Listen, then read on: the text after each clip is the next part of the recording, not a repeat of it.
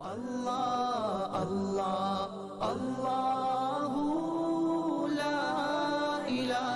المغضوب علیہم ولا الضالین،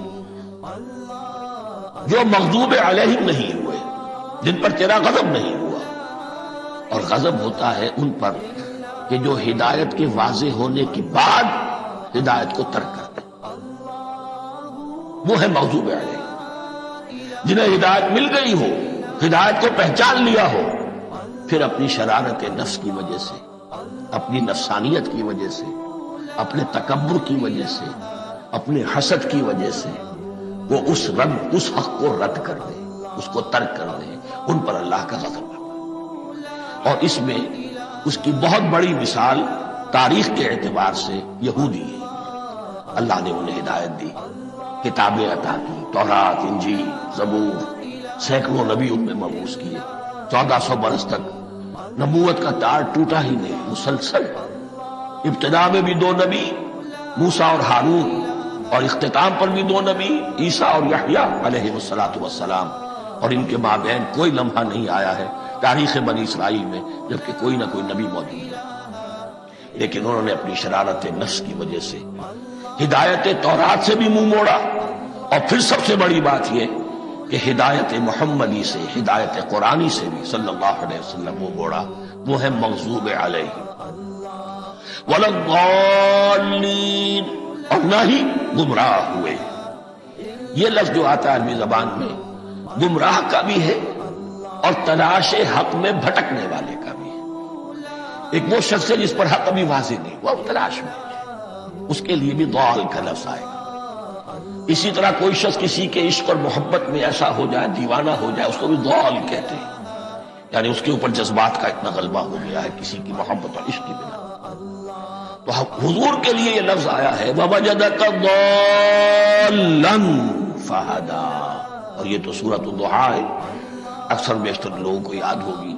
تو یہ جو ضال کا لفظ ہے اس میں سمجھ لیجئے ضروری نہیں ہے کہ وہ گمراہ ہو، بلکہ وہ بھی کہ جو ابھی راہ ہدایت کی طلب میں، اس کے حصول کے لیے اس کی تلاش میں کوشاں ہے.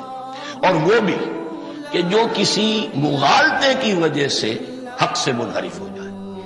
یہ بھی جان لیجئے کہ ایک ہے بدنیتی، تکبر، حسد، حق کو جان کر پہچان کر رد کر دینا یا چھوڑ دینا یا ترک کر دینا.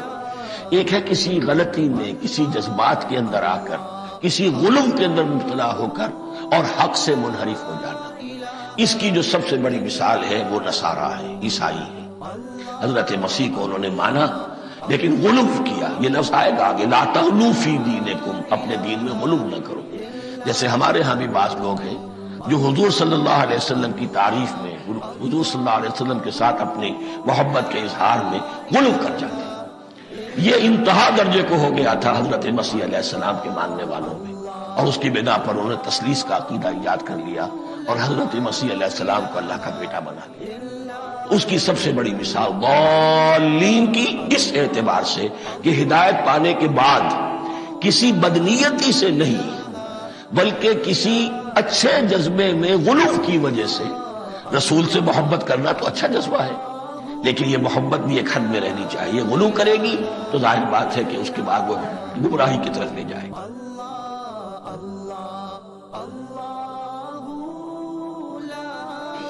غیر المغضوب علیہم ولا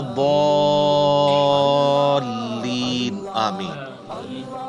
بچانا ان کے راستے سے کہ جن پر تیرا غضب ہوا اور جو گمراہ ہے. اس میں طویل خاص کے اعتبار سے تو ظاہر ہے کہ جو نبی الاسلام کی امت سے پہلی امتیں جو گمراہ ہوئی ہیں، جن پر اللہ کا غضب ہوا، وہ تو قرآن پھر ہمیں بتاتا ہے. ضربت علیہم الذلۃ والمسکنہ، یہودیوں کے بارے میں کہ اللہ تعالیٰ نے ان کو بندر اور خنزیر بنا دیا. کونوا قردۃ خاسئین، ان پر ذلت اور رسوائی اور غریب الوطنی مسلط کر دی، وہ آج تک مسلط ہے. اور ضالین، گمراہ ہوئے لوگ، وہ نصارہ ہیں کہ جن کے پاس یعنی سب کچھ شغف تھا معاملات میں، لیکن غلو کیا دین کے معاملے میں، گمراہی کا راستہ اختیار کیا، باتیں بہت کی. حضرت عیسیٰ کو مانا لیکن ان کو ڈیوینٹی میں کلیم کر دیا. یہودیوں کا مسئلہ تھا، یہ اہل علم تھے، اس کے باوجود جان بوجھ کر انہوں نے گمراہی کا راستہ اختیار کیا. آپ کو پتہ کتنے ہیلے بہانے یہ کرتے تھے.